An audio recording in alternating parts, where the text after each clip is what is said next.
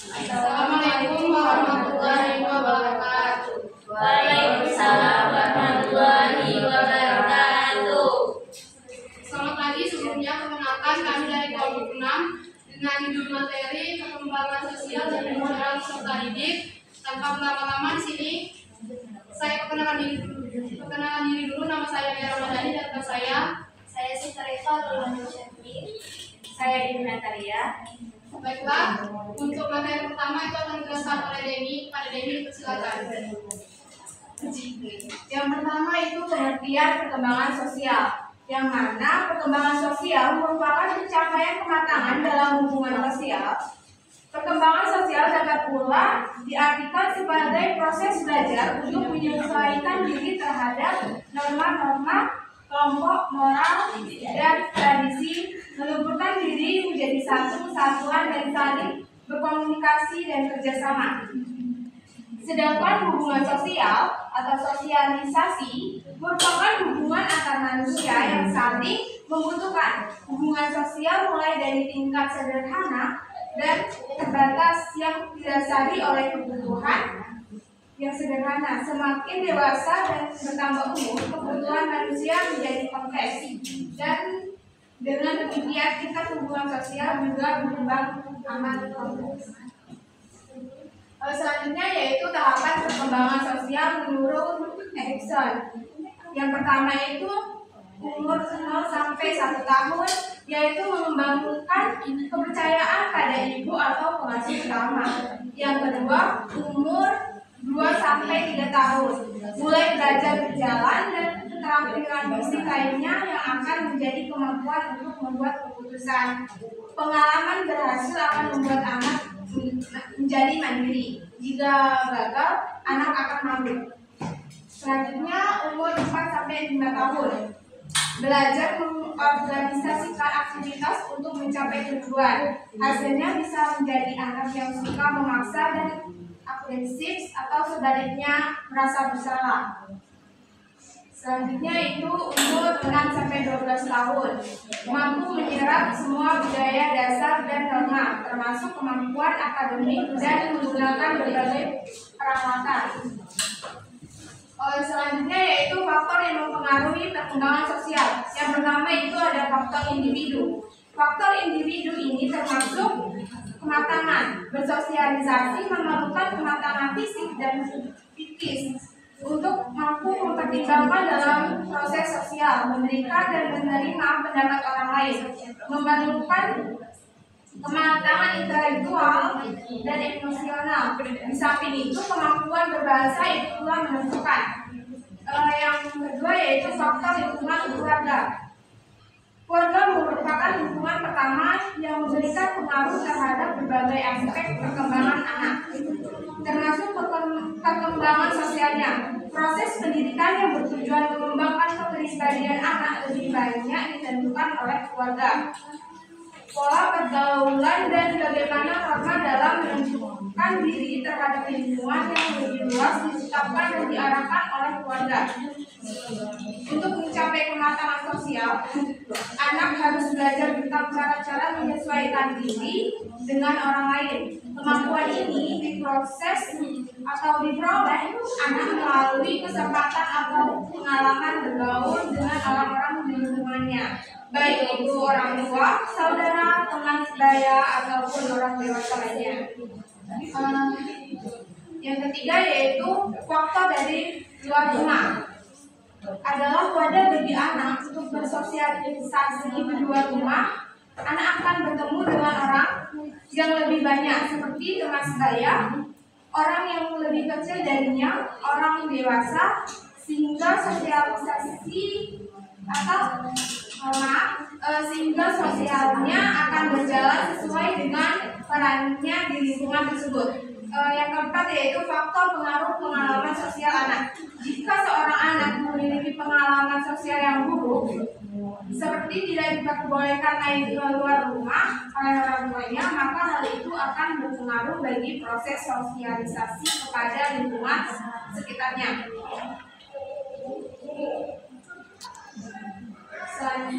Saya serahkan ke Selanjutnya untuk dari minggunya akan dijelaskan oleh Sinta.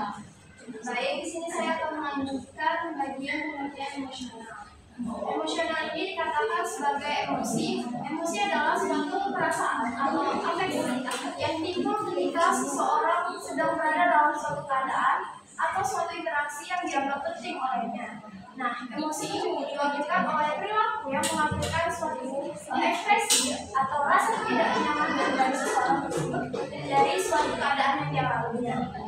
Nah, kemudian emosi adalah suatu kegiatan atau pergolakan pikiran, perasaan, nafsu setiap keadaan mental yang terlibat dari orang.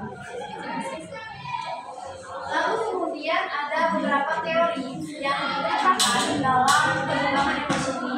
Terdapat 3 teori pada perkembangan emosi, yaitu yang pertama teori emosi yang dan yang kedua itu teori Bradley, yang ketiga teori John Dewey. Nah, pada teori emosi dan ekspresi ini adalah teori ini menyatakan bahwa salah satu teori yang paling awal dalam psikologi modern. Teori ini dikembangkan oleh William James dan Lawrence pada abad ke-19. Teori ini terhipotesis bahwa rangsangan fisiologis atau rangsangan yang menyebabkan sistem saraf otonom bereaksi yang dapat berupa detak jantung cepat, tegang, keganasan, dan banyak lainnya. Kemudian itu ada teori Leslie, itu teori yang sangat fokus dan hubungan antara aktivitas emosi dan fungsi otak, serta bagaimana aktivitas emosi mempengaruhi perilaku manusia. Yang ketiga itu ada teori John Dewey. Teori ini lebih ke perilaku seseorang yang dapat dijelaskan atas dasar reaksi fisiologis terhadap suatu rangsangan atau stimulus. Ia berpendapat bahwa perilaku yang terbentuk merupakan hasil dari suatu kondisian dan bahwa lingkungan eksternal memiliki peran penting dalam membentuk perilaku seseorang. Dan kemudian itu ada Karen Black. Itu adalah teori dari suatu pengaruh fisiologis terhadap suatu emosi. Teori ini menyatakan bahwa situasi menimbulkan rangkaian pada proses saraf, yang kemudian saraf itu akan membentuk suatu situasi yang saling mempengaruhi antara tahap tersebut. Dan kemudian antara bagian bawah otak dengan susunan urat saraf itu di satu pihak dengan salah dan alat keseimbangan antara cerebellum dan blood cortex atau bagian otak yang terletak di dekat permukaan sebelah dalam ruang penglihatan. Lalu kemudian ada pengaruh emosi terhadap perilaku dalam perubahan fisik individu. Itu terdapat 4 perubahan, yaitu yang pertama memperkuat semangat, yang kedua itu melemahkan semangat, menghambat atau mengganggu konsentrasi terganggunya berusaha sosial, dan kemudian itu yang terakhir suasana emosional yang diterima dan dialami. Selanjutnya saya serahkan kepada moderator.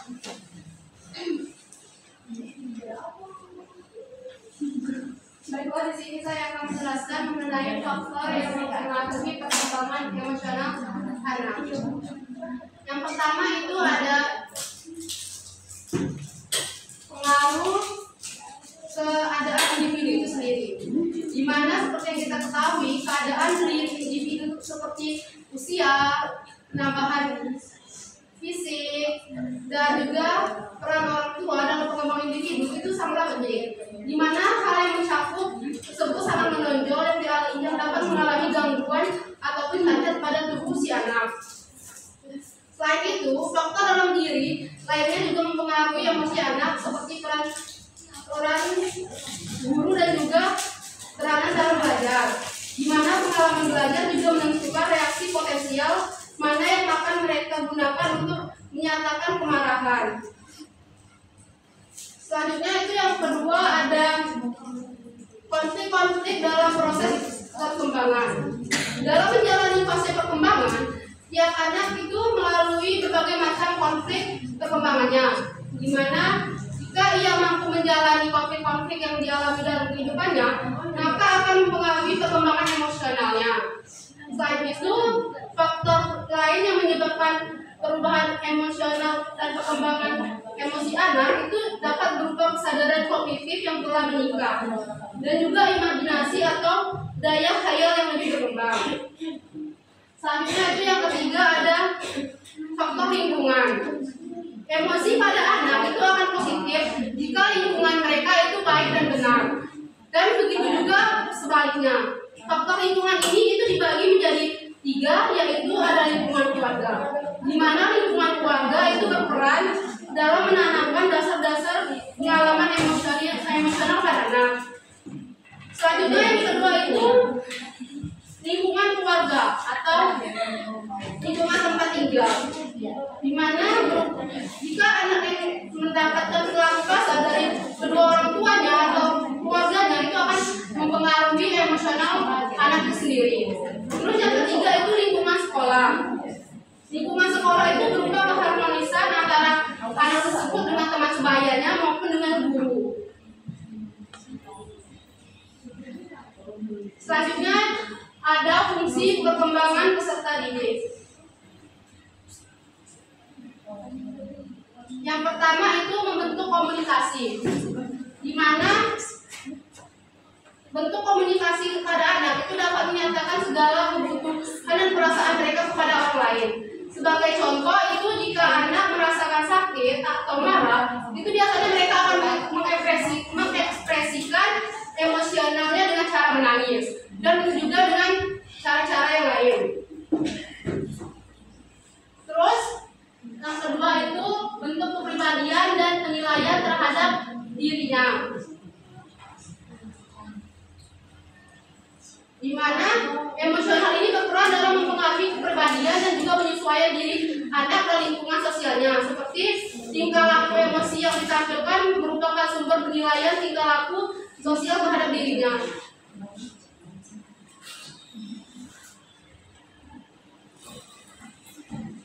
Terus yang ketiga itu ada bentuk tingkah laku yang dapat diterima di lingkungan. Tingkah laku itu sama seperti yang ditampilkan secara berulang-ulang, dapat menjadi suatu kebiasaan. Artinya apabila seorang anak itu ramah dan suka menolong, maka mereka akan merasa senang dengan perilaku. Orang-orang akan merasa senang dengan perilakunya. Begitu juga sebaliknya. Terus yang keempat itu ada sebagai bentuk kebiasaan. Pembiasaan emosi pada anak itu juga dapat mempengaruhi karakteristik maupun emosional pada peserta didik. Dan yang terakhir itu sebagai bentuk upaya pengembangan diri. Next selanjutnya itu ada peran guru dalam pengembangan sosial emosional peserta didik. Ada beberapa peranan guru yang dapat dilakukan dalam membentuk karakteristik emosional yang baik pada anak itu sendiri. Seperti peranan yang pertama itu sebagai model perilaku yang positif. Maksud dari model perilaku yang positif, guru ini harus menjadikan diri mereka sebagai contoh yang baik untuk murid-muridnya. Dengan begitu, anak-anak didiknya itu dapat menerapkan model perilaku positif juga yang telah diterapkan oleh guru tersebut. Terus yang kedua itu ada menciptakan lingkungan belajar yang aman dan inklusif. Menciptakan belajar yang aman dan inklusif itu akan membuat peserta didik merasa nyaman dan dihargai serta diterima. Mereka dapat bersikap inklusif dan menghindari perilaku yang mendiskriminasi antar siswa.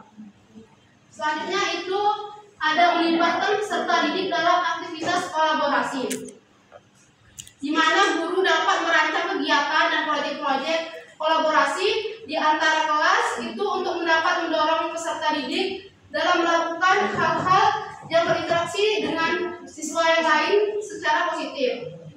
Hal ini dapat membantu mereka dalam mengembangkan keterampilan sosial seperti komunikasi dan juga berkepemimpinan yang baik. Terus yang keempat itu mengajarkan keterampilan sosial dan emosional. Guru dapat mengajarkan keterampilan sosial dan emosional kepada peserta didik, di mana mereka dapat mengadopsi strategi seperti bermain peran dan juga diskusi kelompok untuk simulasi yang melatih keterampilan empati, komunikasi efektif, mengelola konflik dan kerjasama. Selanjutnya peran guru yang terakhir yaitu memberikan dukungan dan juga bimbingan, di mana guru itu dapat memberikan dukungan dan juga bimbingan secara individu kepada peserta didik yang mengalami kesulitan ataupun mengalami masalah dalam berbagai aspek sosial kehidupannya. Melalui pembicaraan pribadi antara si murid dan si guru, itu dapat membantu si murid itu untuk menangani dan meredahkan yang namanya sosial emosional pada anak, serta guru dapat memecahkan masalah pada anak dan memberikan semangat kepada anak tersebut. Selanjutnya itu ada kesimpulan.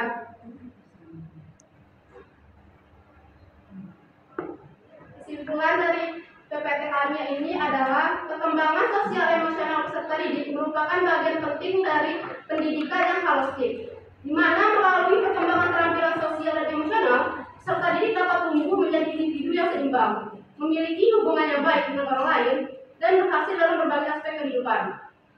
Dalam peran pentingnya, guru ataupun tenaga pengajar lainnya itu memiliki tanggung jawab untuk menciptakan lingkungan belajar yang mendukung perkembangan sosial peserta didik. Dengan mempraktikkan perilaku yang positif, menciptakan lingkungan inklusif, dan melibatkan peserta didik dalam aktivitas kolaboratif, mengajarkan keterampilan sosial dan emosional, serta memberikan dukungan dan bimbingan, guru dapat berperan penting dalam membangun keterampilan sosial emosional yang kuat pada peserta didik. Baiklah, itu tadi materi singkat mengenai perkembangan sosial dan emosional peserta didik. Di sini kami akan membuka sesi tanya jawab sebanyak 3 pertanyaan. Kepada yang bertanya silakan mengangkat tangan.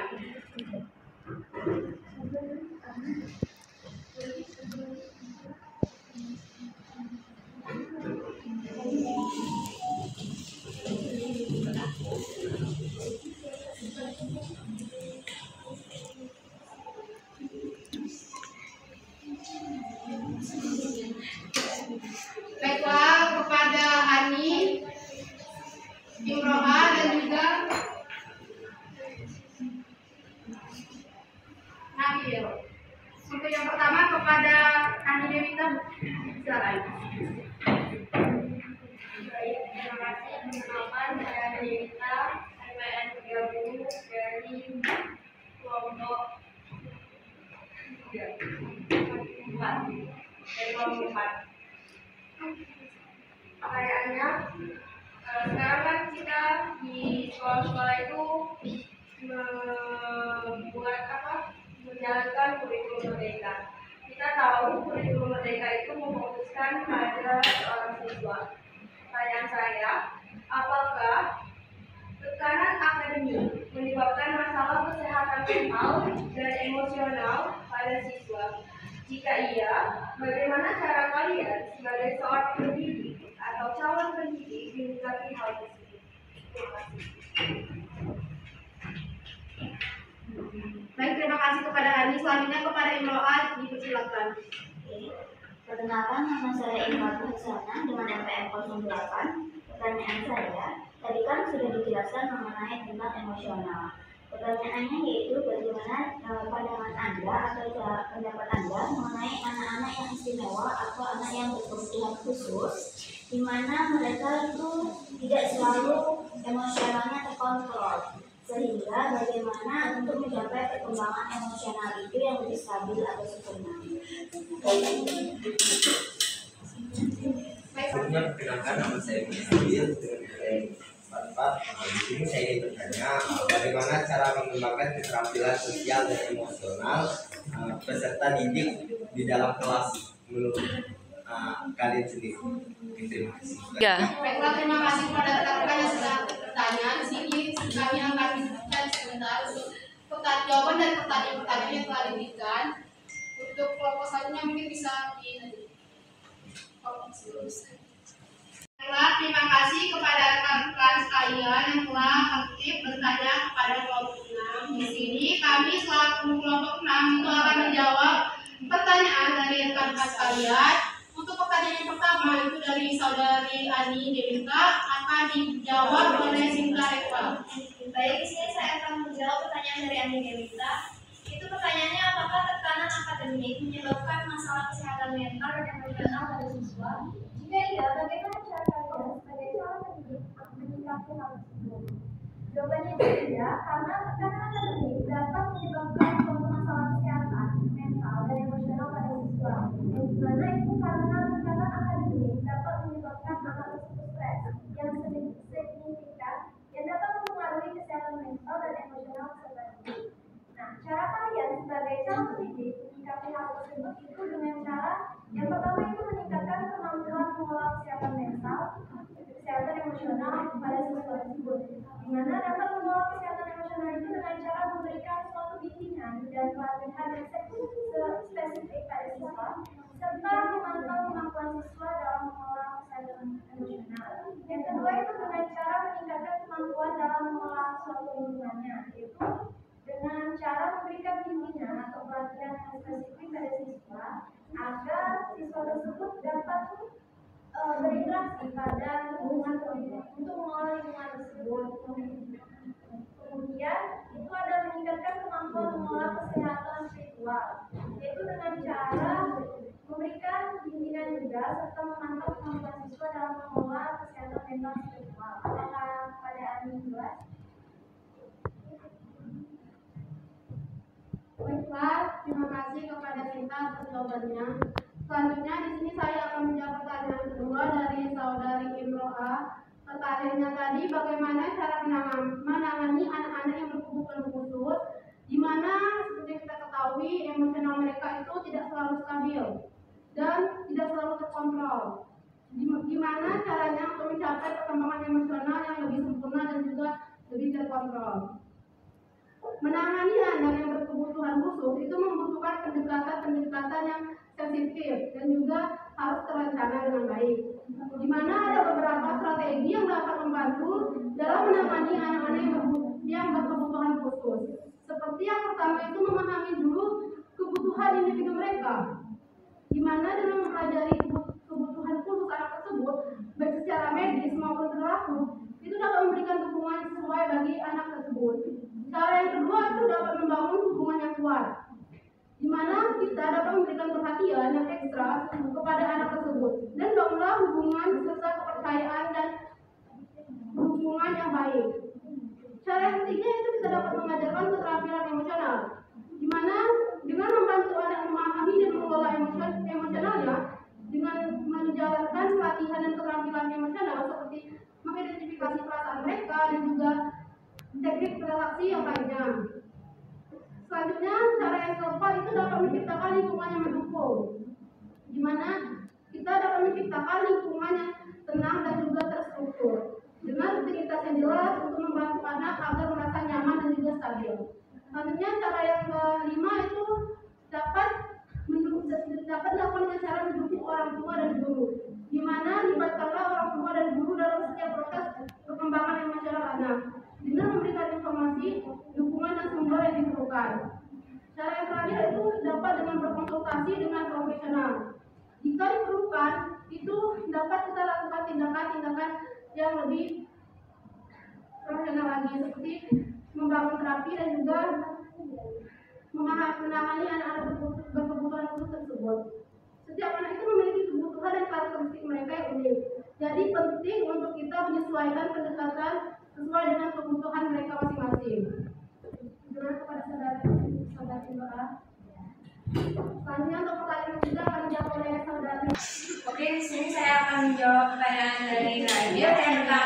Yang pertanyaannya adalah bagaimana cara mengembangkan keterampilan sosial dan emosional peserta didik di dalam kelas. Ada beberapa cara untuk membantu mengembangkan keterampilan sosial dan emosional peserta didik di dalam kelas. Yang pertama itu adalah kita melakukan pembelajaran kolaboratif, memfasilitasi aktivitas kelompok atau proyek kolaboratif yang memungkinkan peserta didik berinteraksi satu sama lain, berbagi ide, dan bekerja sama dalam menyelesaikan tugas. Yang kedua yaitu melakukan pemodelan perilaku positif, yang mana guru dapat menjadi contoh yang baik dengan memodelkan perilaku sosial dan emosional yang diinginkan, seperti empati, kerjasama, dan menyelesaikan konflik. Yang ketiga yaitu kita melakukan latihan keterampilan sosial. Ini membantu peserta didik mempraktikkan keterampilan komunikasi, negosiasi, dan penyelesaian masalah. Yang keempat itu melakukan pembelajaran berbasis proyek, yang mana memberikan proyek atau tugas yang melibatkan interaksi sosial seperti presentasi kelompok, diskusi kelas, atau pemeraran hasil karya.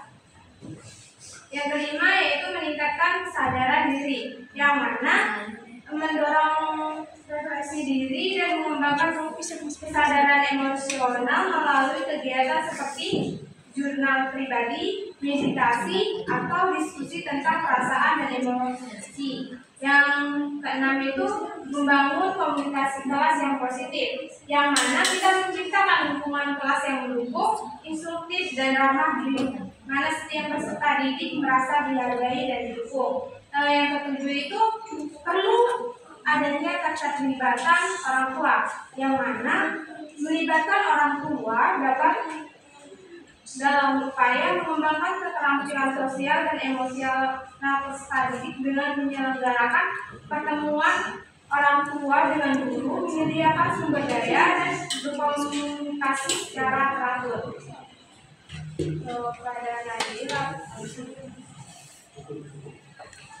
Baiklah, terima kasih kepada rekan-rekan sekalian yang sudah memberikan pertanyaan, dan saya rasa juga sudah dijawab semua.